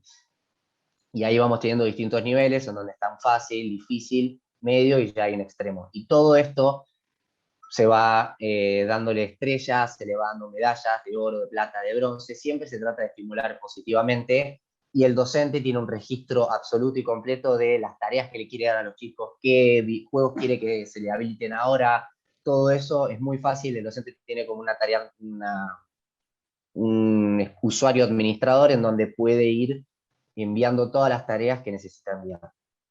Y Ezequiel, te hago una consulta. Voy a preguntar algo que no lo sé. ¿Circus es una empresa con fines de lucro o es una ONG? Circus es una empresa hoy con fines de lucro y tenemos participación con ONGs, por ejemplo, ONGs que han venido a pedir nuestros servicios para que ellos puedan utilizar esto con los alumnos de su organización o los alumnos de escuela. De hecho, hace poco hicimos una intervención con una ONG con adultos mayores, en donde trabajaron los adultos mayores con sus habilidades de todo lo que tiene que ver con lo digital, y a su vez tratar de llevar estas situaciones a su vida diaria. Entonces, si nosotros somos una organización con fines de lucro, pero nosotros obviamente brindamos servicio tanto a escuelas privadas, a organizaciones sin fines de lucro y a organizaciones estatales. Buenísimo, no, quería consultarte esto porque en la escuela donde yo trabajo también estamos con una ONG que presentaron, no es igual a esto, pero que están haciendo juegos en bloque los chicos. Mira, sí, sé que hay un par de escuelas que están haciendo. Y ahora estamos también incorporando, no llego a presentarlo hoy, pero también Twig Education, que es otra empresa de Inglaterra que ofrece herramientas para videos de ciencia. Tienen videos con imágenes muy bien armadas, está todo para que los chicos puedan ir haciendo trabajos sobre enganchan muchísimo los chicos, te enganchan muchísimo, muchísimo, sobre todo en la escuela media. Sí, un montón. No llegué a mostrarles el video, pero ahí cuando vemos los chicos, cuando Ay, me quiero quedar toda la tarde. Pero sí, algunos tienen que ir a comer, algunos. Sí, cerrando, digo, en escuelas públicas no sabes lo que es lo que los chicos se enganchan porque no tienen este tipo de contenido. Claro, bueno, muchísimas gracias. Es nuevo, es una ventana a la tecnología absoluta. Sí. Bueno, muchísimas gracias por compartir entonces esta experiencia, y me parece que no me olvido de nadie, ¿no? A ver, no me quiero equivocar, que el público me diga si estamos bien, si ya participaron todos, en mi lista están todos. Así que bueno, ¿les parece que comencemos a conversar un poquito desde el principio, ¿no? Cuando presentó Jorgelina, que tenemos... ella viene de UTN, está en Entre Ríos. Ella está. Yo digo, estamos lejos. En realidad soy yo la que estoy lejos. Yo estoy en la ciudad de Buenos Aires, pero soy yo quizás la que estoy lejos de ustedes, ¿no? Con sorpresa cuando se lo comenté a Flavio. Bueno, no sé, si alguien tiene algo para aportar. Yo tengo anotaciones varias sobre cada una de las cosas que ustedes presentaron, que me parece que, así como dije al principio, se complementan, que cada uno fue como tomando algo que dijo el otro, digamos, como situaciones a rescatar para crecer, ¿no? Entre todos, es que cada uno de los aportes que hicieron, en mi caso por lo menos aprendí, de cada uno aprendí algo, y también me vi reflejada, ¿no? Como docente. Yo estoy en la Universidad de Palermo en la carrera de diseño y también en escuela media, en la carrera, en realidad en la materia de tecnología de la información, y bueno, también como que cada cosita que iban diciendo decía, sí, pasa, es así. Creo que estamos todos en la misma situación, en el mismo barco, ¿no? Y que estamos todos acá, que llegamos después de todo este naufragio que fue el 2020, llegamos a un buen puerto. Estamos todos aprendiendo mucho más. Creo que todos también aprendimos durante, ¿no? Que no sé quién fue que lo mencionó. Alguien dijo esto de empezamos y no sabíamos qué iba a pasar y terminamos rescatando cosas que van a servir y que creo que llegaron para quedarse. de hecho, las plataformas y esto que compartía último también Ezequiel, ¿no? Estas cosas que, bueno, los chicos ya no son los chicos de antes que vos le podías dictar, que podías estar de una forma pasiva, ellos quieren interactuar permanentemente. Materias, o, digamos, como las ciencias que compartía uno de los compañeros, también tiene que ver con esto de salir de saber para qué. Él mismo, Eduardo, decía, ¿por qué enseño? ¿Cuál es el criterio tecnopedagógico? ¿No? Que hablo de, no sé, de la fuerza, de no sé qué decía, de la palanca, no me acuerdo qué ejemplo puso de la física, y claro, uno dice ¿para qué? Bueno, y esto es lo que parece que fue pasando en esta tarde. Bueno, si alguien tiene ahí una manito levantada. Ay, qué bueno, sí, Jorgelina.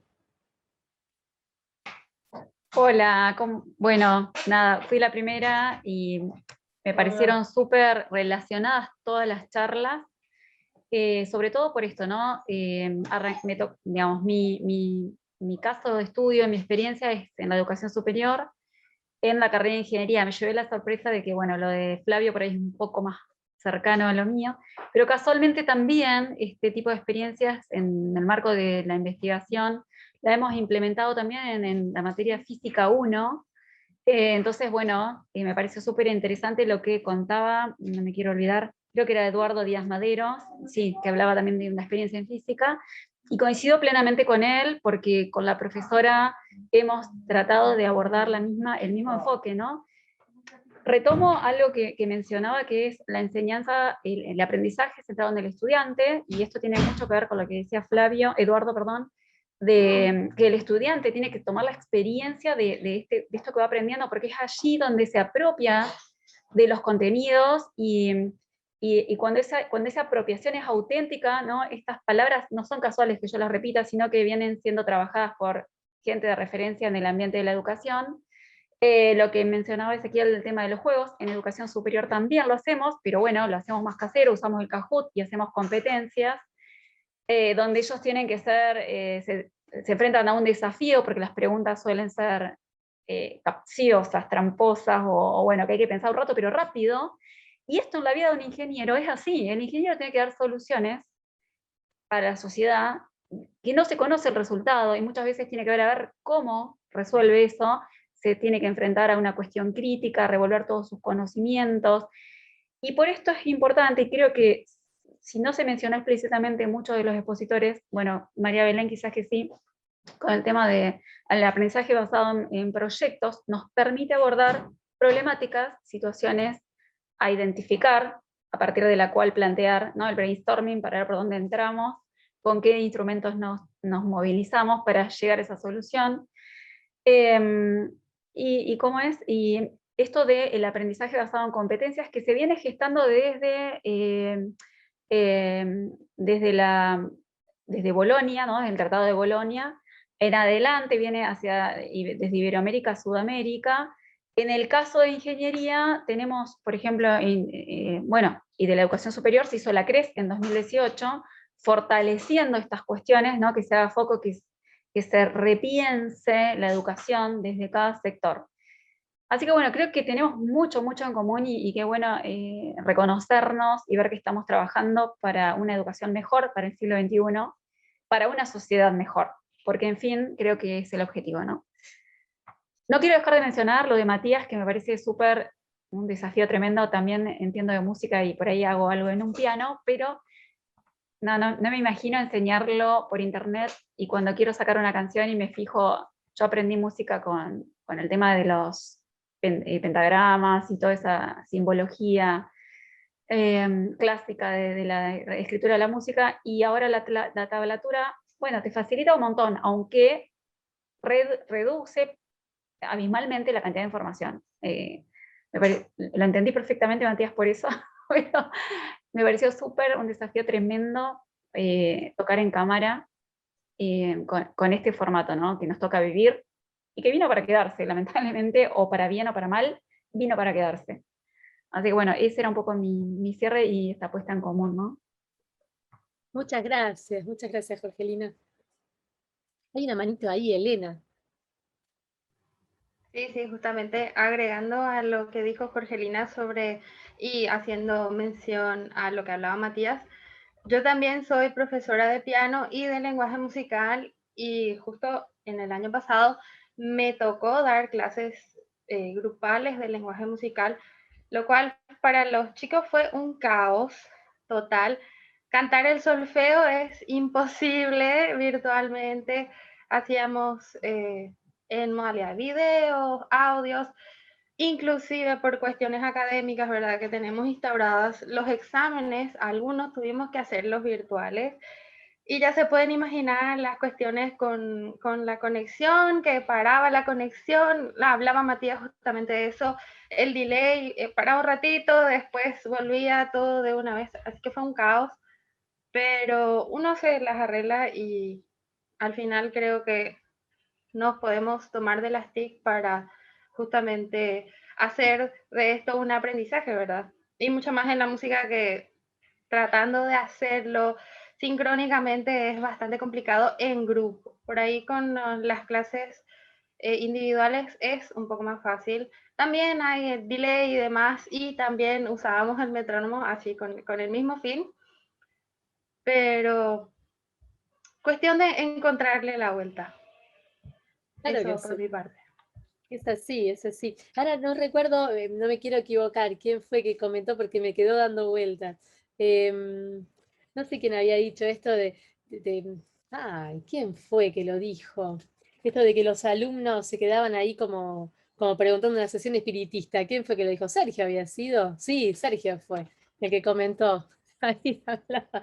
Sí, sí, esto está pasando también, pero a la vez, estas cosas que están contando también creo que vienen para ayudar, ¿no? Y rescatar también lo bueno siempre. Y, por ejemplo, un tema como Classroom, que no se mencionó, pero Classroom también fue una herramienta que ayudó muchísimo para la entrega de material didáctico. ¿Sí? No tenemos fotocopiadora, no tenemos, bueno, en todos los niveles, porque tanto en el nivel medio como en el nivel superior también se utiliza para todo lo que es los famosos apuntes que usábamos nosotros en papel. Bueno, y llegó para quedarse, porque Lorena, ¿sabes, sí, sabes que algo que mencionás ahí de Classroom que me gustaría como que poner en foco? Que Classroom lo que tuvo de ventaja, que se usó muchísimo en el 2020, es que es liviano y corre en cualquier celular. No así Moodle, no así que Blackboard o otras plataformas que son más pesadas, y si no tenías un buen equipo, olvídate de acceder, o sí, buena internet. Entonces Classroom rompió con eso. Es más sencilla, más escueta y es como que el grupo de apps de Google combinados en una propuesta, pero muy liviano, la verdad que todos lo usamos. sí, yo lo sigo usando, ¿eh? Yo estoy en el aula, voy presencial a la escuela media, estoy en el aula y les digo, les subo la tarea para la semana que viene. Y hago con 4G, porque a veces se corta internet en la escuela. O sea que sí, es como vos decís. Y eso llegó para quedarse, no me imagino de otra manera. Porque ya está, ya fue la hoja, ya está. Esto es, Sí, y ellos pero aparte quieren esto, porque es más dinámico. Les avisa, te queda una tarea para esta semana, aparece en una columna. Así que bueno, hay Sí, cosas que pero son... déjame agregar, Lorena, también, y a lo que decía Jorgelina, es el ordenamiento que te propone Classroom también. O sea, es una manera muy ordenada de tener los contenidos ahí, porque por lo menos en el tipo de enseñanza en la cual yo soy parte, sucede muchas veces que los canales de comunicación habituales se terminan de algún modo fusionando o mezclando con los canales de compartir contenido, ¿no? Entonces se termina mezclando todo, uno por vía un mail o WhatsApp terminás, a veces estás hablando de una cosa administrativa o cuestiones y terminás compartiendo algún contenido, alguna tarea, y después tanto eso, tanto para estudiar como inclusive para nosotros mismos, para poder organizar nuestras clases, es muy confuso. Y bueno, yo uso Classroom particularmente, pero también he usado Edmodo y otras, me parece que hoy día es fundamental, tanto para las clases virtuales, pero también para las clases presenciales, sí. Totalmente. Sí, sí, sí. Bueno, muchas gracias. Bueno, pensé que había una manito levantada ahí, pero bueno, seguimos entonces. A ver, ¿qué más anoté por acá? Porque tenemos un montón de temas que se hablaron. El ecosistema digital de aprendizajes que tocaba, Fabio se fue Fabio. Me quedé con ganas de preguntarle porque no entendí cómo se llamaba la aplicación que dijo. Si alguien entendió cómo se llamaba la aplicación, estaría buenísimo porque pareció interesante y no lo entendí. que es lo que había dicho. Bueno, ok. Bien, buenísimo. Digo algo que mientras Flavio contaba lo de las placas me fijé y son reales los valores. Lo chequeé en Google. Yo me lo anoté, me hice una captura de pantalla en realidad, porque qué interesante este dato. Sí, a ver, y como les decía, los actualicé ayer o anteayer, entrando con 4G, acá en Gallegos no hay wifi así a lo loco en todos lados, pero con el 4G de la empresa de telefonía, y averigüé los precios, digamos, y esos son los precios más baratos sin que tengas oferta, y descontarle los gastos de envío. Y sí, son abismales las diferencias. Mirá vos. Y quería comentarte otra cosa, Flavio. Vos trabajás con robótica puntualmente. ¿Lo haces en el aula eso con los chicos? Digamos, pre-pandemia teníamos en la escuela, la Industrial 6 en este caso, y también lo tenían, digamos, de la misma manera en la Industrial 4 de Río Gallegos, talleres de robótica, donde lo que teníamos eran las placas, se compraron o se consiguieron por donación kits de sensores, y otra parte, bueno, lo comento no puede ser heroico, sino porque seguramente en muchos ámbitos los mismos profes hacemos lo mismo.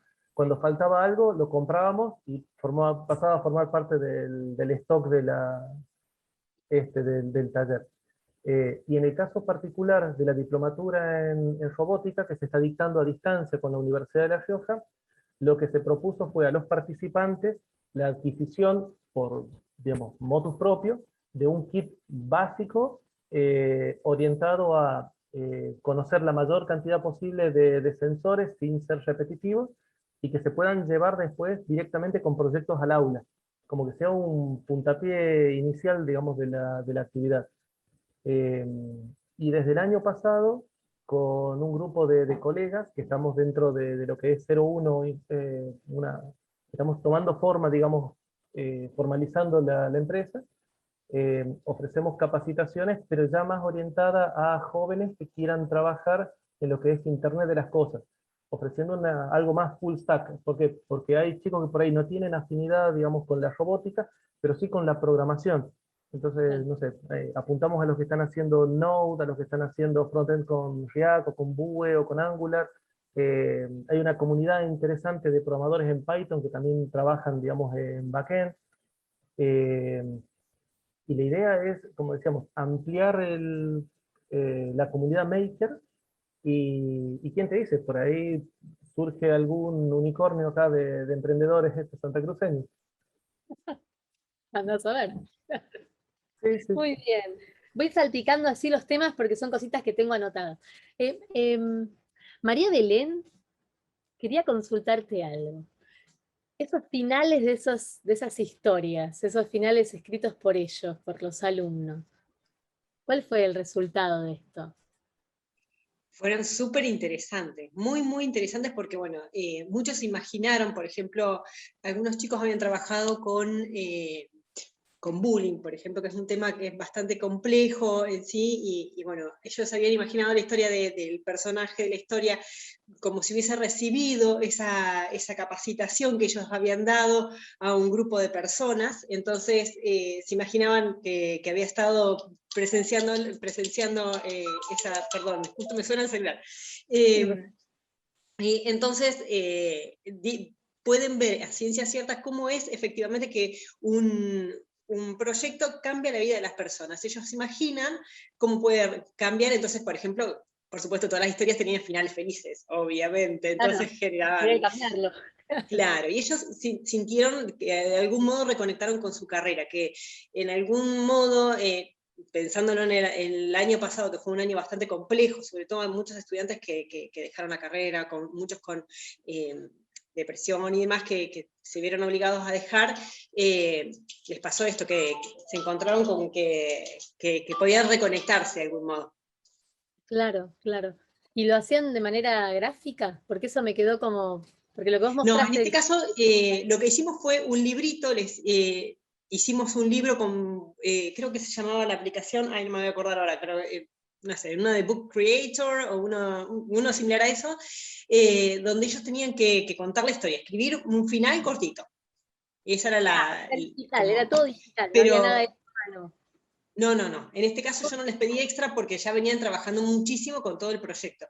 Pensemos que mis estudiantes son de criminología, estudiaban inglés, y yo de repente les pido que hagan un proyecto que va directo al medio, donde tienen que hacer cosas que quizá no tienen tanto que ver con mi materia, que por ejemplo tenían que ver con dar charlas, o hacer entrevistas, o contactarse con un montón de gente, que tenían impacto real en la sociedad. No lo hacían en inglés, pero sí lo tenían que hacer. Entonces de repente, si les pedía que me hagan un cómic, al final me iban a matar, pero Claro, no. no daba el tiempo. Claro, los tiempos también. No daba el tiempo. Pensamos que era una materia cuatrimestral, así que era... Pero, claro, muy pero corto. bueno, no. Sí, Lo bueno, lo valioso de esto fue esto, que ellos pudieron ver la importancia que tiene la carrera de ellos y cómo impactan las personas, que muchas veces uno como que lo pierde de vista, sobre todo cuando estás en mitad de carrera y demás. Es un proyecto que aparte abarca otras áreas, no solo, digamos, no solo inglés, o sea, como que fue más transversal. Muy bien, muy bien. Bueno, y me había quedado con ganas de preguntarle a Elena. Elena, ¿dónde estás, Elena? Claro, quería saber esto, con tu trabajo que vos presentaste, era un trabajo de tesis, ¿no? Sí. Lo que vos trajiste. Sí, bueno, sí. ¿Cómo fue la búsqueda de ese tema? Porque es súper interesante. Básicamente experiencia personal. Si bien mira. los datos son del 2021, yo desde un principio dije que si eran los datos del 2020 va a ser completamente distinto, ya que todos sabemos que en el 2021 estamos un poco más adaptados ya a la virtualidad. Pero básicamente desde la experiencia personal, yo como estudiante. Sí. Claro, fue tu disparador. Buenísimo, buenísimo, buenísimo. Bueno, y ahí está también Eduardo, ¿estás por ahí? Quería quería comentarte algo más sobre lo que vos hablabas. ¿O los escucho? Sí, contaste sobre simuladores, ¿no? Vos te referías a los simuladores con todo lo que vos hacés, digamos, en esta materia física, que de repente la tenés que llevar a la parte digital. Ampliame un poquito esa parte porque bueno, no sé yo, al menos yo me quedé con muchas ganas. Me quedé con ganas. Dame un segundito. Sí. Acá el problema que estamos teniendo en general nosotros cuando enseñamos física, especialmente en lo que es formación docente o nivel superior, está en que el simulador queremos que reemplaza a la experiencia de física. Ahora estoy buscando un segundito. Tengo una página de Padlet que se los comparto por el chat, con varios simuladores que yo estoy recopilando con mis estudiantes de profesorado y de otros ámbitos de física. Pongo cámara, pero pido disculpas, no ando muy bien internet, entonces, brevemente. El tema del simulador es útil en tanto y en cuanto reemplaza una experiencia de física o introduce una experiencia de física que es compleja de repetir. Lo que hemos encontrado es que los estudiantes de profesorado de física, y a veces los profesores también, van directamente al simulador como una especie de mecanismo de práctica experimental, que en realidad no lo es. Y lo que está faltando al estudiante es no jugar con la experiencia, sino empezar a formular hipótesis. Por ejemplo, yo trabajo con estudiantes del CONSUDEC, profesorado de física, ellos arman guías experimentales y material didáctico para enseñar física. Entonces, el armado de un material específico, ejemplo, un termómetro casero, es para hacer una experiencia de armado de termómetro, con todo lo que implica como error, problema, pérdida de líquido, margen de error de la medición de temperatura. Un simulador de termómetro serviría como para jugar cuánto caliento el agua, cuántos joules, perdón, cuánto calor le pongo y cuánto sube la temperatura según el cambio de sustancia.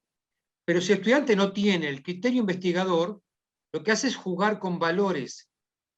Ahora bien, lo dije en la presentación, yo puedo usar el simulador, Lorena y colegas, ¿para qué? Para entrar al problema. Y decir, perfecto, ¿qué estamos haciendo? Esto y esto. ¿Por qué ocurre todo esto? No tengo idea. Bueno, perfecto.